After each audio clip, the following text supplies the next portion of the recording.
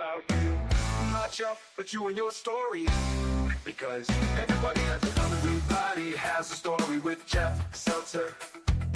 Everybody has a story with Jeff Seltzer.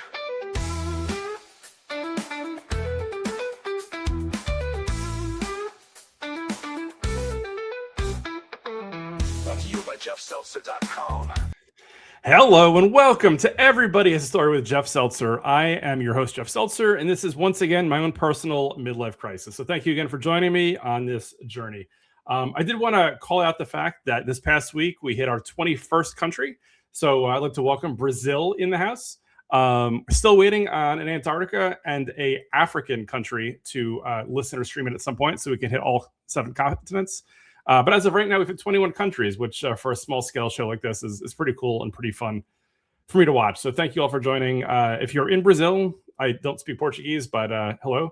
Definitely shoot me a note. I'd love to hear how you found the show or what you think of the show, or, you know, overall, any thoughts you have would be great. Before I get into a little opening that I do have that I want to talk about, something that I saw today, I did want to remind everybody how you can find the show in social media. So from an Instagram perspective, as always, we are over at Everybody Has a Story Pod. DMs are open. So if you want to be a guest or if you have any ideas for the show or comments, leave a note. TikTok is at Everybody Has a Story Pod. YouTube is also at Everybody Has a Story Pod. You can email the show directly at everybodyhasastorypod@gmail.com. For all things Jeff Seltzer, you can always check me out over at jeffseltzer.com. We're on all podcast platforms, video on YouTube and Spotify, audio on those 2 locations, as well as Apple, iHeartRadio, Amazon, Pandora, and pretty much anywhere else that you can find a podcast. So I'm excited about my guest for this week. But before I talk to my guest, I did want to bring up a movie that I watched this past weekend. So as most of you probably know, I'm a huge movie buff. I love going to the movies. For me, it's a therapeutic experience, but it's also a way to just kind of get away. And it entertains me for the most part. I love it. Even a bad movie is a good opportunity to take a nap in theaters. So I do enjoy going to the movies. And with my AMC Stubs A-list deal, not an advertisement, but $27 a month, I could see up to, 16 movies per month, which is great. I see 2 movies a month and I'm already ahead of the game, which is great. I've seen a lot of movies this year. Most of the movies that I was looking forward to, I'd say were not necessarily as good as I was hoping. So like Megan 2.0, not nearly as good as I was hoping. In terms of other movies that I've seen in the theaters, what else have I seen? Looking at the list of movies that I've seen before, Smashing Machine was a fun movie, but it wasn't really as good as I was hoping it would be. Long Walk was fine. I've seen lots of movies, but again, what I would say is most of the movies that I saw this year were not nearly as good as I hoped they would be. With that said, I did see a movie today this past weekend that definitely overachieved. I saw a trailer for it a few weeks ago. Thought it looked kind of interesting. My buddy John thought it looked kind of dopey, so he had no interest in it. But I went ahead and saw it today. And I was blown away. So it's based on a book. It's called The Housemaid, starring Sydney Sweeney. So I've seen Sydney before in other things such as Voyeurs, Euphoria. I'm sure other things that I've seen before. Nothing really that I thought was fantastic or great, but they were good enough. This movie was just fantastic, I thought.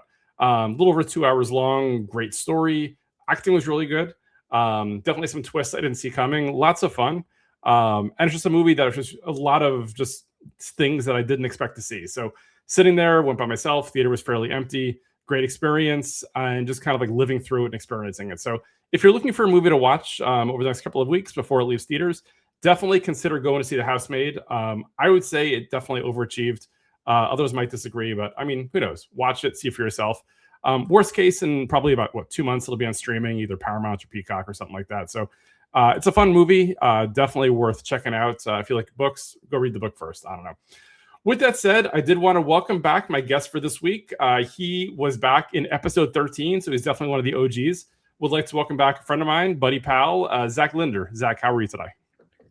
Jeff, thank you so much for having me. I'm so excited to be back. And I have a bone to pick with you. Big bone. Of course you do. Big bone. Average size bone, but go ahead. So, as you said, I was on the show all the way back, episode 13. I had to go refresh my memory. What was our topic? And it was working for WWE. Yes. And I think we talked about probably 10,000 topics other than working for WWE during that recording as well. Including, but yes, continue, please.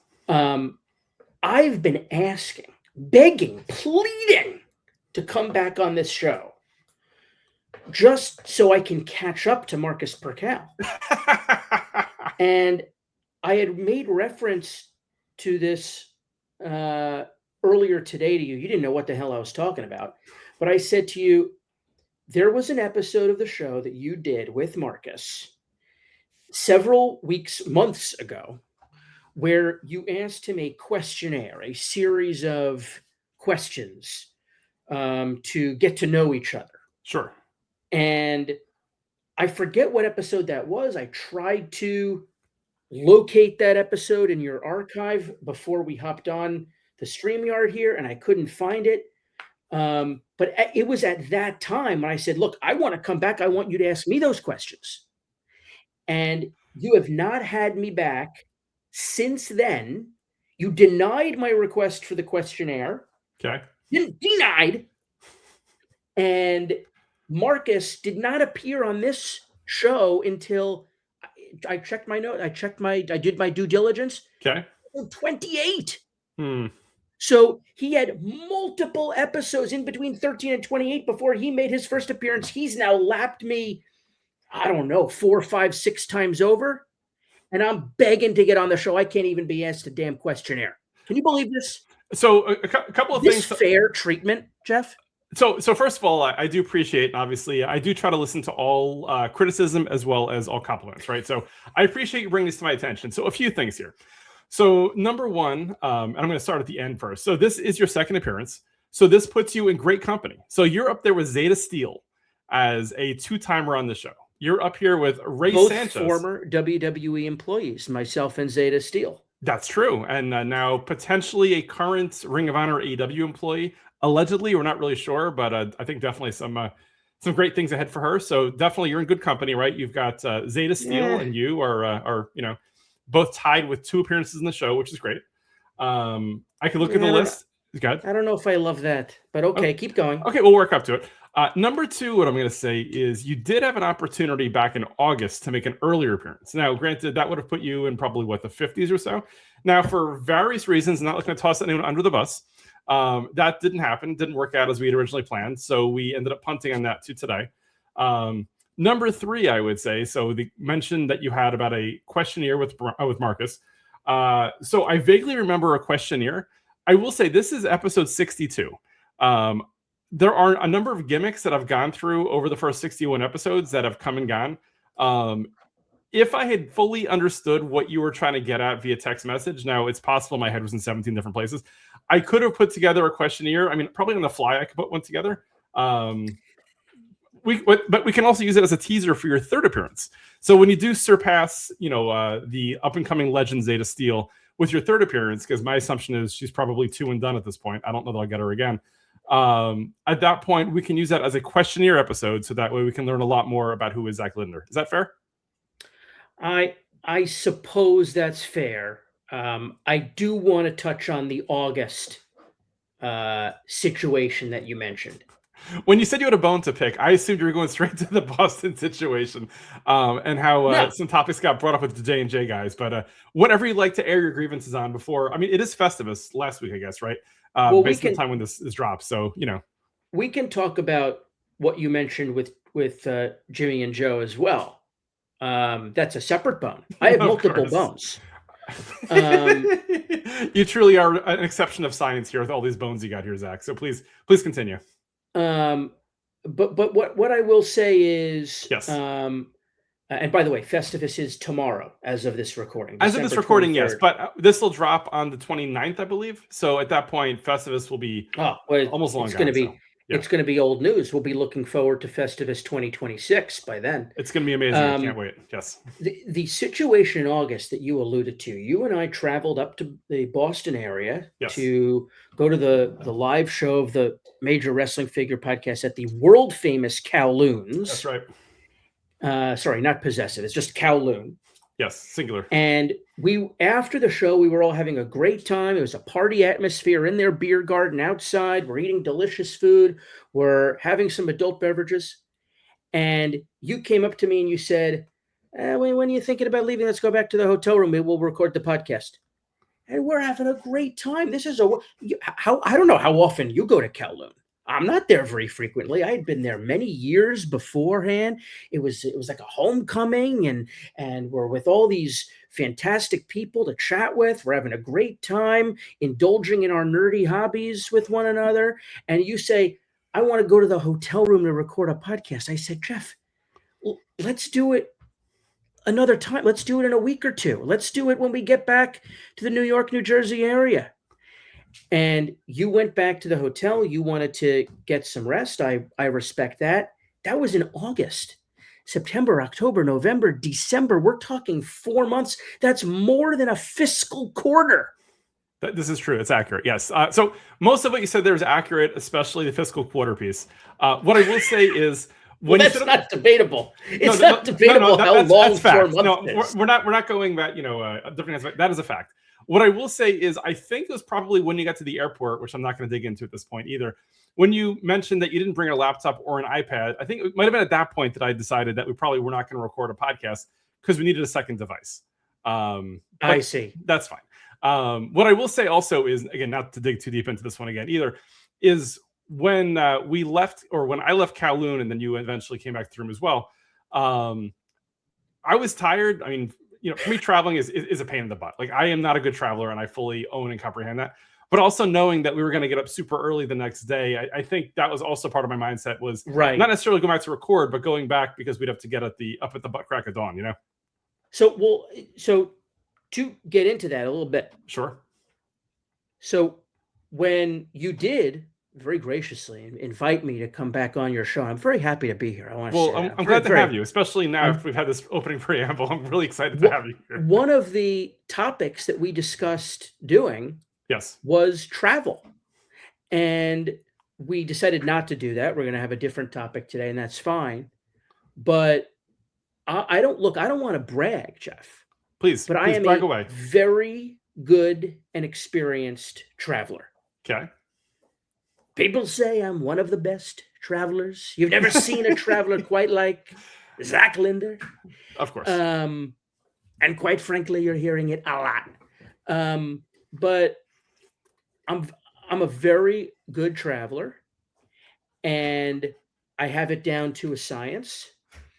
And I just don't have much anxiety about traveling. I have anxiety about everything else in my life, and thank God the SSRIs are helping.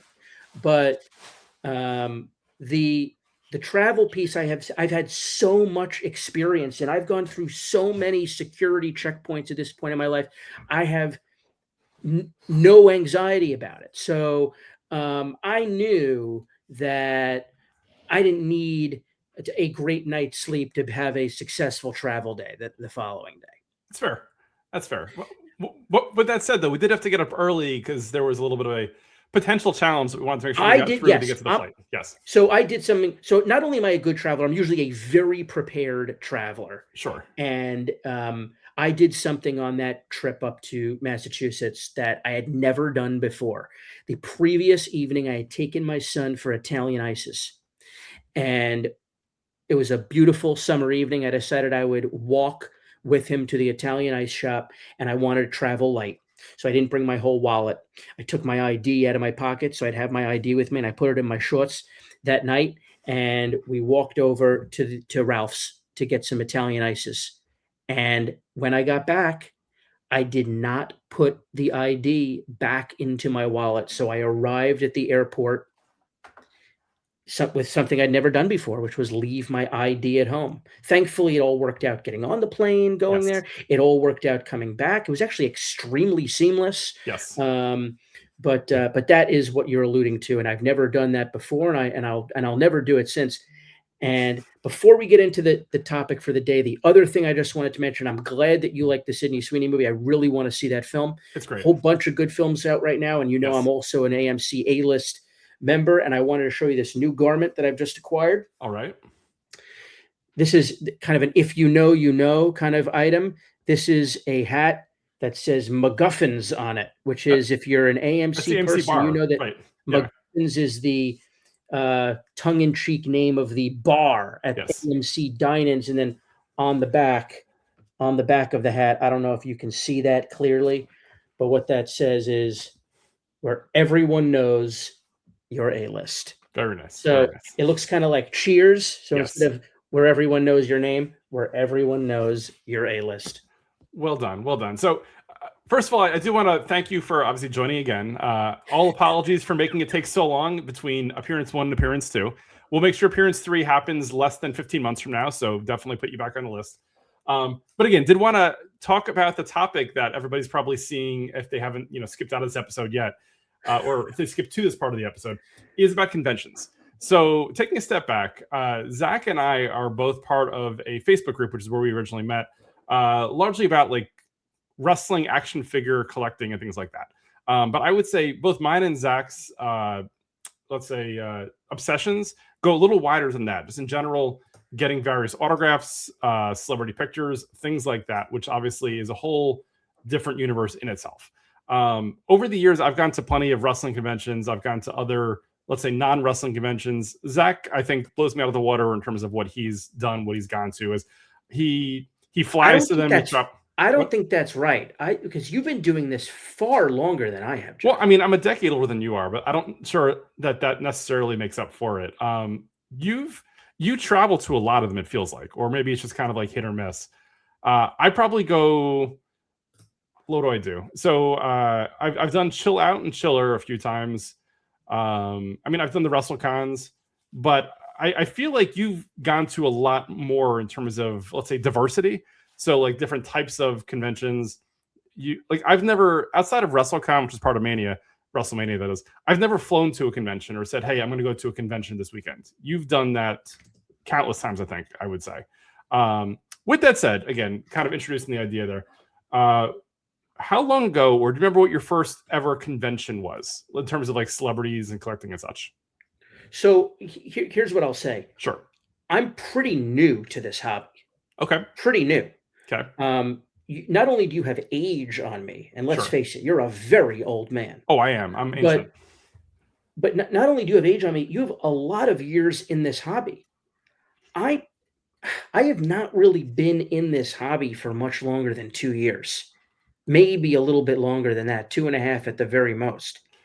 And I have traveled a lot in that time, but it's a fairly new thing for me. Okay. My first convention was not in the capacity of a fan, of a customer of the convention. Sure.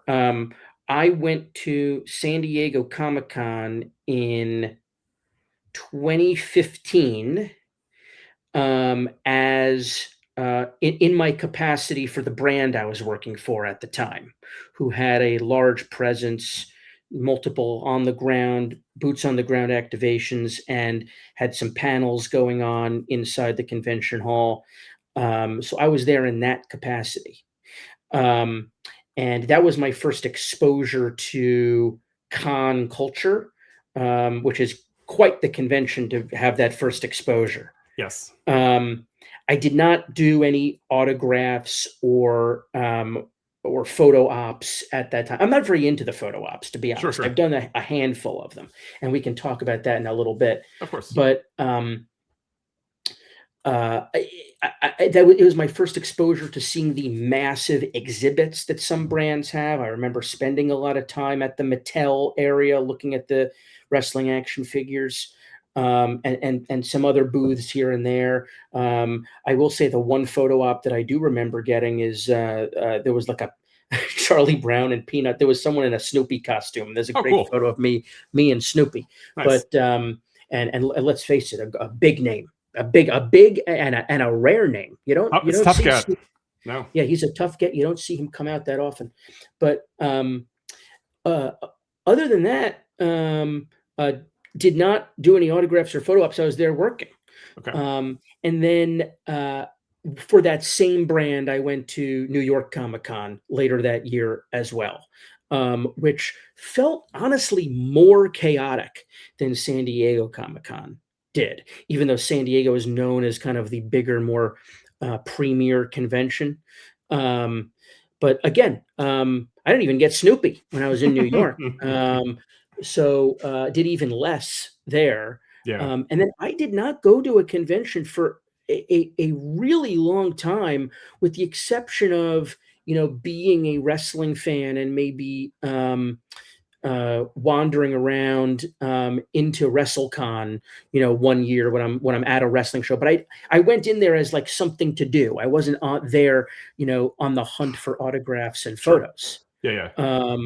So it didn't even occur to me to do that stuff at that time. I was not really into the hobby yet. I think the only exception to any of this is, and I think we may have talked about it way back in episode 13, when I was working for WWE. Howard Finkel Yes. invited myself and my coworker to come to a convention where Hulk Hogan was going to be appearing, and offered to introduce us to Hulk.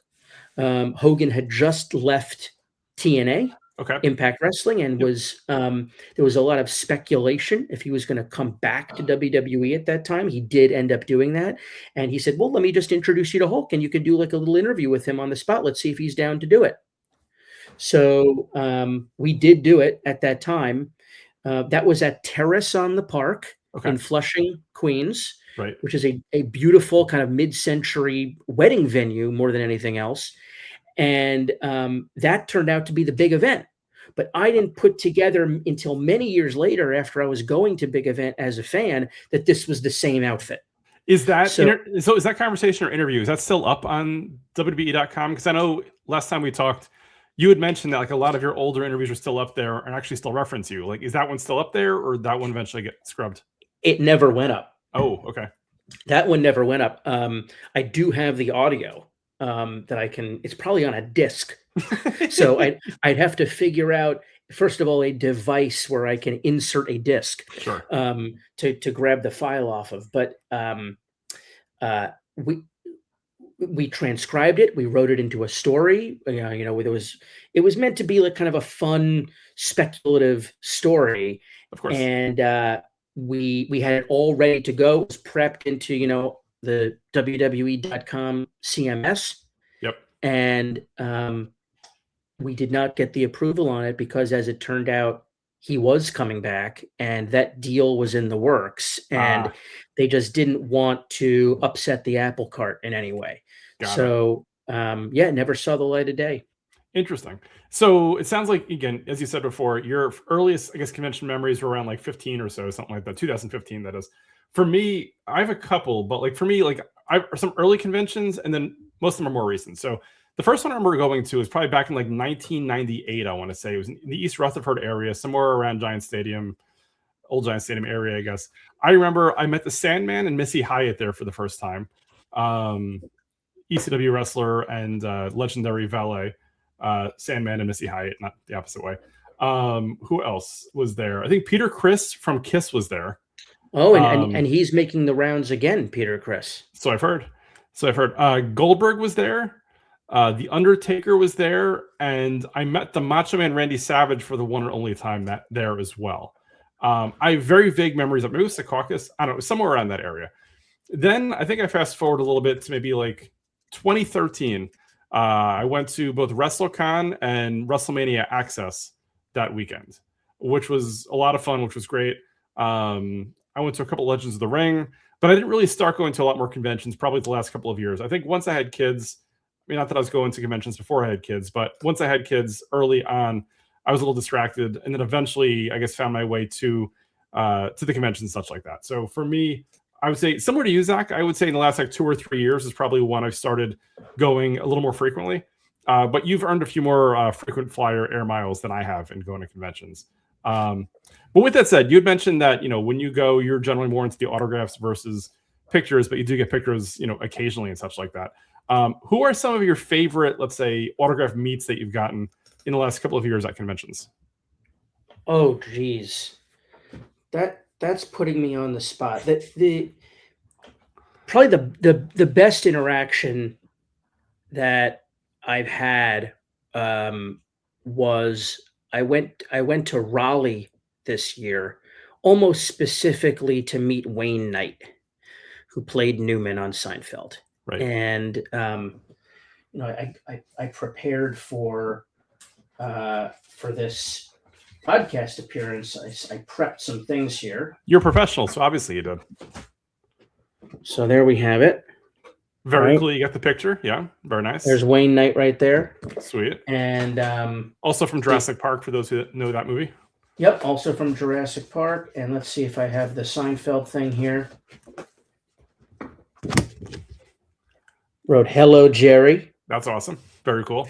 So that was really great. I flew down there really specifically to meet him, and I did get some other autographs while I was there, and spent some time in Raleigh as well. That's another big thing for me is, and I've talked about this with the folks from Marked Out Collectibles as well. That it's really important if you're traveling to one of these conventions, even if you're just driving down to Philadelphia from the New York, New Jersey area. Make a day out of it. Do something to culture yourself other than to enrich your experience, other than just going to this convention there and back. So, when I'm in Raleigh, I'm walking around downtown Raleigh, looking at the state capitol, going to a historic eatery for lunch. But I was mostly there to see Wayne Knight, and I had brought lots of things for him to autograph. And did the photo op with him. That was one that I did a photo op for. So I would say that one, absolutely. I'm trying to think if there are other really great ones. At Schiller Theater in Parsippany, earlier this year. Yep. And we can talk about what Schiller is and all of that. I had a great interaction with Peter Riegert. Okay. Who is an actor that I mostly know or I mostly love from this film, Crossing Delancey, with Amy Irving, which is a great romantic comedy from, I want to say it says it right here, 1988. All right. And this is an original press photo that Nice. he signed for me. And we can talk about that. That's something that I enjoy getting signed at these conventions is these original press photos. So not a Walgreens printout. This is an original photo from at the time when it happened. So this is like the actual, not a replica of sorts, correct? Correct. This is not a replica. And on the back, there are, notes for the media outlet that was sent this photo as a part of the film's press kit. Yep. Yeah, that's an original item. The so Newman photo, Zach, Walgreens print. Of course. So to that point, question for you. So oftentimes we'll use JSA to authenticate autographs. So if you meet somebody, you get an autograph, oftentimes these conventions will have a JSA rep who will be able to authenticate it on the spot. Will they, or are there companies that will authenticate that something is an original press photo, or is that something that's just kind of has to look good and kind of like, trust me, bro, it is legit? That's not something that I'm aware of. Okay. There may be companies that authenticate an item.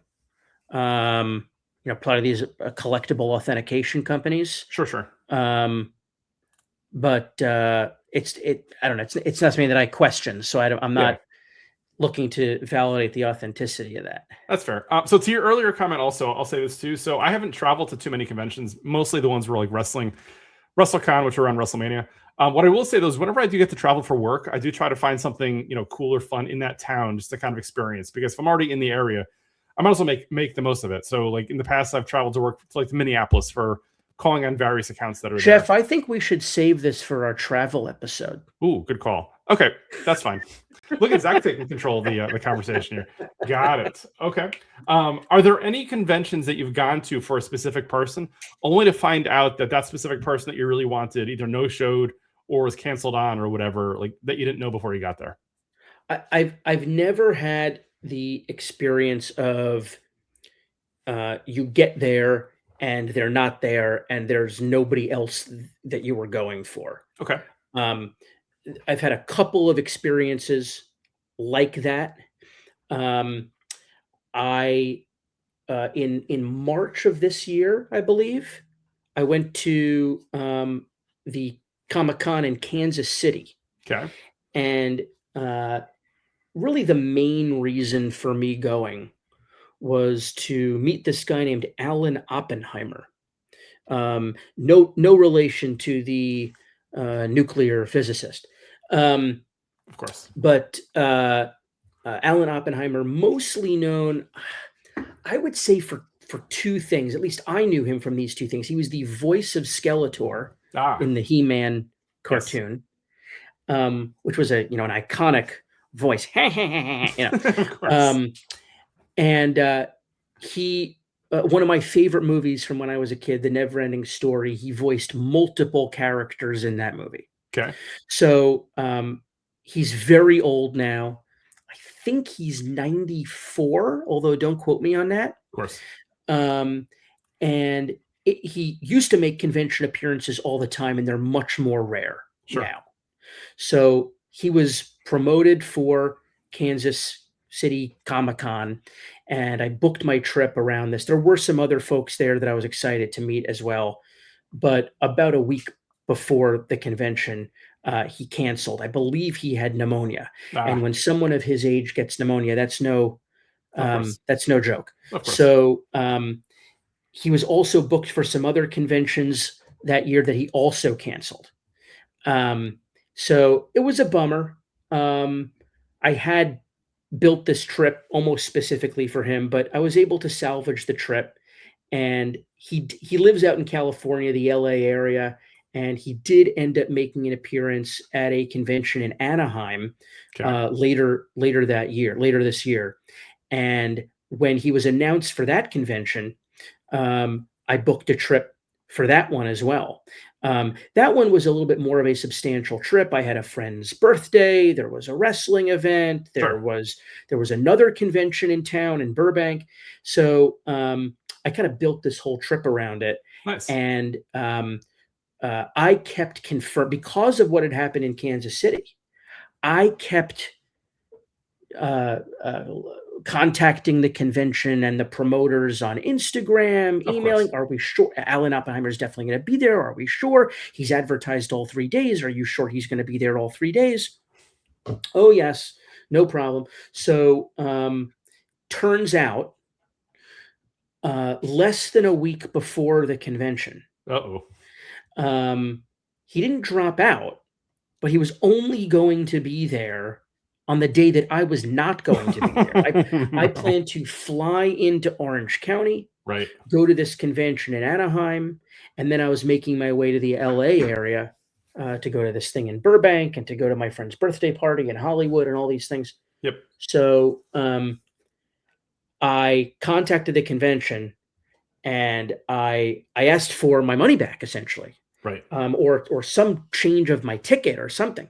So very long story short, what I ended up doing is the convention was willing to comp my access into the convention for the following day, and give me VIP access so I could be first in line to meet him in the morning. So you can get in and out very quickly. So I could get in and out very quickly and get to LA. So that is what I ended up doing. And I wasn't planning to stay in Anaheim that night. So it required, booking myself in the hotel for an additional night and changing part of my itinerary to get to Burbank. So yeah, it was a whole thing. So those were the two main ones. The other really annoying one is, I went to, you'll appreciate this.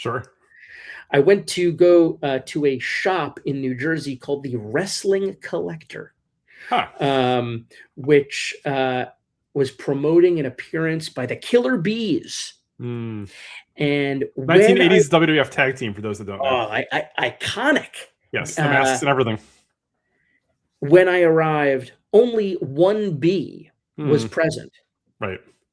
And I had prepaid for 2 bees. Thankfully, I was able to get a refund, and it was just a real pain in the butt because if you know these wrestlers, apologies to Brian Blair and Jim Brunzell, but no one gives a crap about one without the other. Right. So, and that was a long drive. It is funny, like in thinking about it. So, like I did this recently, whatever. Like for me, growing up, Bam Bam Bigelow feels like he was in WWF for a long time. But when I actually looked into it, it wasn't a very large window that he was there. No, very briefly. The Killer Bees, I don't think were there for a very long window either. It couldn't have been more like as a tag team where they were notable more than maybe 18 months, 2 years tops, right? Give or take. Yeah, look, the topic of this podcast is not tenure in. Yeah, but it's a fun little tidbit about like the tag team, right? You had said that one doesn't have value without the other. I think looking at the larger scale of Jeff, I'm trying to keep us on topic. Okay, somebody has to, right? No, I think those were the two. The first con that I traveled for was in March of 2024. Okay. I decided to go to GalaxyCon Richmond. Okay. And that was really my first, maybe not even con that I traveled for, maybe my first legitimate convention. Okay. And it was, I had all this anticipation leading up to it, and I was making lists and tracking all the guest announcements. I forget who was the individual that I was going there for specifically to start with. I don't remember, but it ended up being a great convention. And that I kind of caught the bug there. And then also about, 6 months prior to that, Goldberg appeared at a card show in New Jersey, and I got my first action figure signed there. That was the first action figure I ever had signed. Was actually, that's not true. It was my second. Was Howard Finkel your first one? Didn't he give you one? That story that you told me in the first episode you were on. That's a good point. I wasn't even counting that one. So I guess technically my third. So yeah, Howard Finkel autographed his action figure, gifted it to me and many of my colleagues. Yep. And then before I was really into the hobby, I got Jake the Snake to sign his Hasbro action figure for me. Okay. But I wasn't really into the hobby. That that autograph was not done in paint pen or anything like that. And it was really the Goldberg appearance where I knew to use a paint pen and the whole thing. And when I got that done, that's when it really, I really caught the bug for getting things autographed. And then the GalaxyCon experience in Richmond was such a good experience for me. And a nice little weekend away, which was like a very easy domestic trip. That kind of gave me the bug for traveling to conventions. Gotcha. So we are running late in time. I do have a couple of questions from one of our longtime listeners, but I did want to ask you also. So you and I are both, buddies with Dana and Sean over at Mark.Collectibles. You are an avid listener of their podcast, I assume, right? I unfortunately am. And I would use the term friends very loosely. Okay, well, we can air quote friends, and that's fine. So my question for you would be, so they started around the same time that I started. They've had more episodes than me because they haven't taken time off like I have. Are there things in their podcast that you've learned about conventions that you weren't aware of? Or does it kind of more validate what you already expected or knew?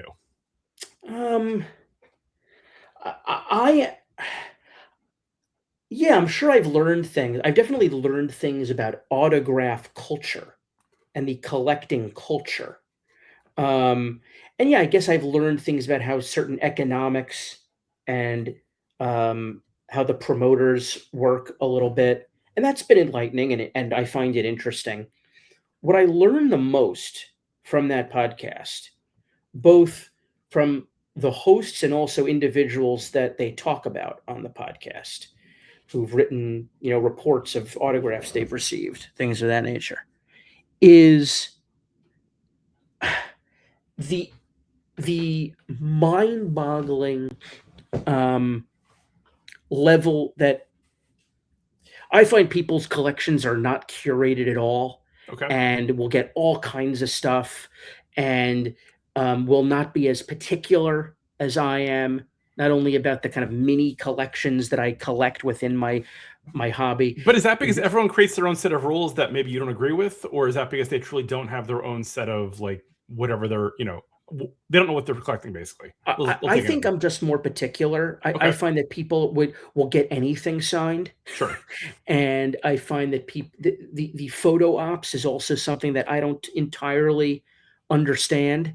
Okay. Um, uh, Again, I do very few of those. Which is Um, interesting because I would say for me, I'm more the counter to that. Like oftentimes I'll get things signed, but I'm more into the photo ops versus the signatures things, which I can get into momentarily. But continue, please. I mean, I recognize that a lot of the people that I get autographs from are, borderline nobodies, right? Or Sure. B-list or, has-beens. And I'm fine with that because I'm getting them to autograph a very particular collectible in a nice marker, and the final piece looks great. I don't need a picture with these people. So let me counter that for a second. So I think it was in 2019 that I finally decided why I prefer the picture over the autograph. Here's why. So in July of 2019, I went to the New Jersey Devils developmental training camp as a spectator. Like the first 200 people that went got to meet Jack Hughes and either got an autograph or a picture with him. And when I got in line, I was, I don't know, probably 100th back in line. They said you can get one or the other. And I was on the fence. I spent a good 10 minutes trying to figure out, do I want a picture with him or do I want something signed? And then I kind of had an epiphany for myself. I said, well, I can buy an autographed Jack Hughes hockey puck online. I can buy it from the Devil's website. I can buy it from eBay. I can buy it from a fairly, and fairly well trust that it's going to be that. I cannot buy a picture with him online. I can't. This may be my only opportunity to ever get a picture with him. So for me, it's a case of, again, I'm sure you probably, love the personal story about when you got something signed by somebody. But for me, I guess it's the picture I like. Also, as I get older, I do like looking back at pictures that I have with celebrities or wrestlers or whatever. And it's a point in my life that I can kind of look at and I can say, yeah, look, I was in my 20s or my 30s or I was in my 50s or whatever, however old I am at the time, whatever. Versus on the flip side, I can buy, any of these autographed action figures either on a Facebook group or marketplace or eBay. So it's just, I guess, different styles or different like interests. But like for me personally, that's kind of my thought process on why I prefer the picture over the autograph if I can only get one. Now, I'll get both sometimes, but also going to conventions, sometimes carrying around like buckets and boxes of figures is very tedious, and it gets very, in terms of trying to make sure things don't get smeared and stuff like that. So for me, it becomes less fun going to conventions with a lot of stuff versus the picture. I have 500 and how many gigabytes of memory on my phone. I can get almost unlimited pictures. You know what I mean? Yeah, and I understand that rationale as far as the tediousness of bringing things to conventions. You work out a system that works for you, and Mm-hmm. I've figured out which vessels I like to bring my items in. Sure. But and I understand that rationale. What I will say is I am so particular about how I want that autograph to look, Yep. on what item I want it on, what marker I want to use, the placement, all of that kind of stuff, right? That it is rare that the exact item that I would want to have in my collection is available for purchase. Right. And I can probably count on one hand the number of autographed items that I've purchased already autographed. It's very small. Gotcha. And it's Even if it's authenticated, like I guess for you, to your point, you want it to look a certain way, certain color, certain whatever. exactly Even if you know that it truly is by the person, you still want it however Zach wants it. exactly. Yeah. It's less about whether or not it's authentic. Yes, that's a concern, and I always do my due diligence there to make Of sure it's course. authentic. But Yep. even more than that, much more, is it the item that I would want? Is it in the color I want? Right. Is the autograph placed where I want? Did they write something, some inscription or something that I want or don't want on there? So it has to be real. I'm really, really a perfectionist with this stuff. So So to that point, then, real quick before we move on to something else, the question I guess I would have is, so obviously buying something that you know is authentic, you can see what it looks like ahead of time, right? So it may not be the color or the placement, but you see the autograph. Now, as we both know, no two autographs look identical. Do you ever fear, like when you're waiting in line and you see the celebrity or whoever is maybe running late in time or doesn't want to be there, that they may give, I guess, the equivalent of what was it, the Tom Brady autograph a few years ago, where it's just kind of like just scribbling something down? Like, is that ever something that kind of hits you while you're in line? Like, oh, maybe this won't be as good as I hope it is. Sure. That's always a concern. You never know exactly what you're going to get, right? Right. But it's happened very few times. Again, can count them on less than one hand, Sure. less than five fingers. Of Um, course. but um, I'm not concerned about it being um, not authenticated, Of course. because these authentication companies also are very well aware that there are variations to everybody's signature, including fast, quick ones. Right. Got it. As a matter of fact, when I got Chris Jericho's autograph, I knew that his signature had changed over the years.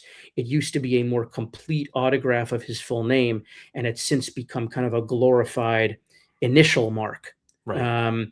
And when I gave him the item, I said this to him, and we chit chatted for a bit. He also knew me from when I worked at WWE, Sure. and I said, would you mind giving me the complete name autograph?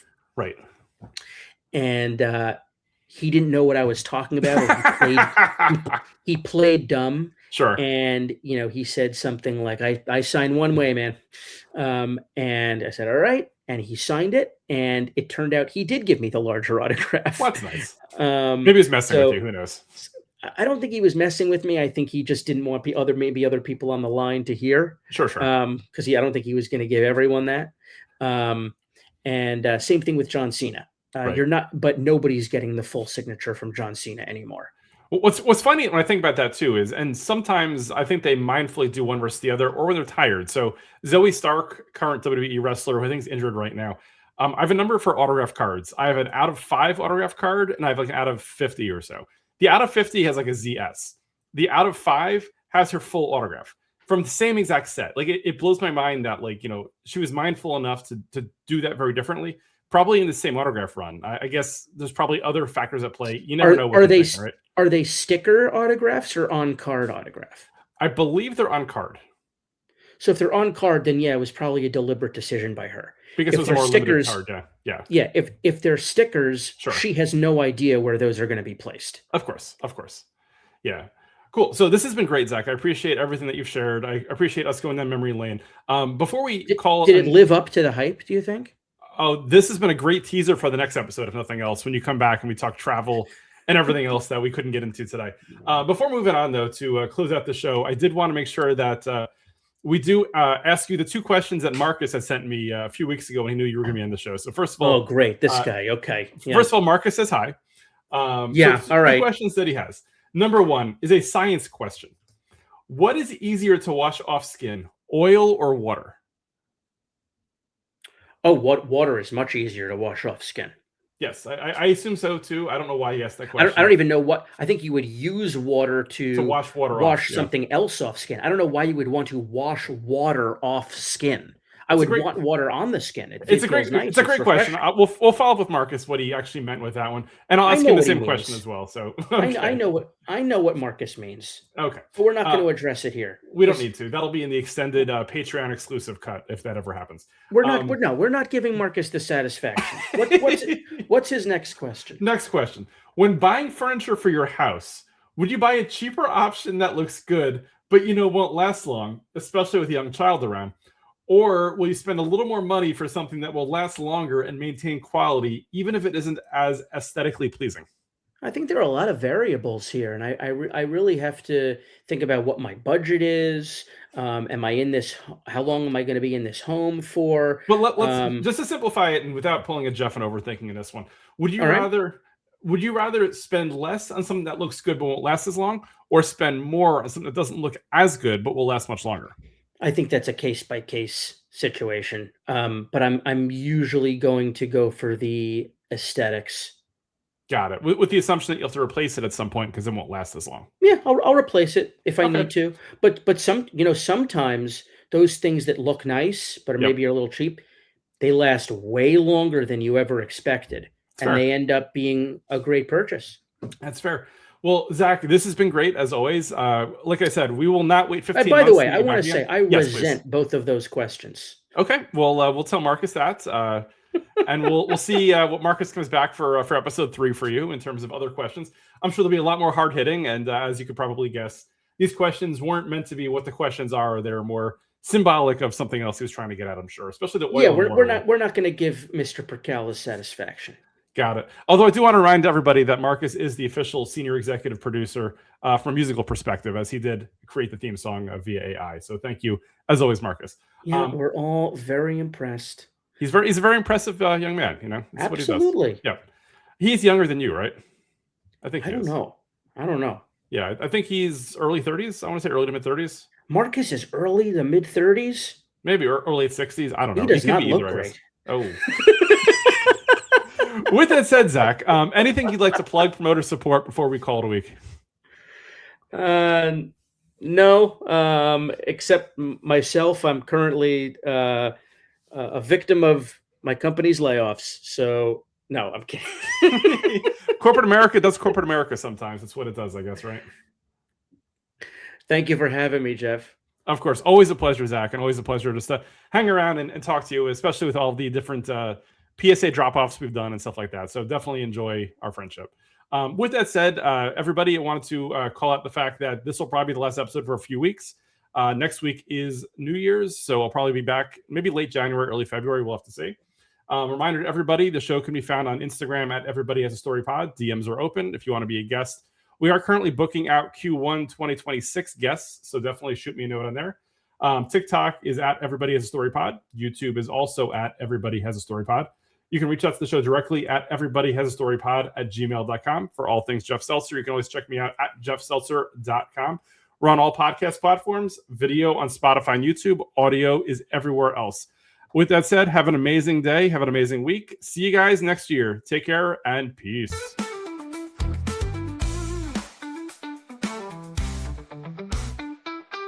Everybody has a story with Jeff Seltzer.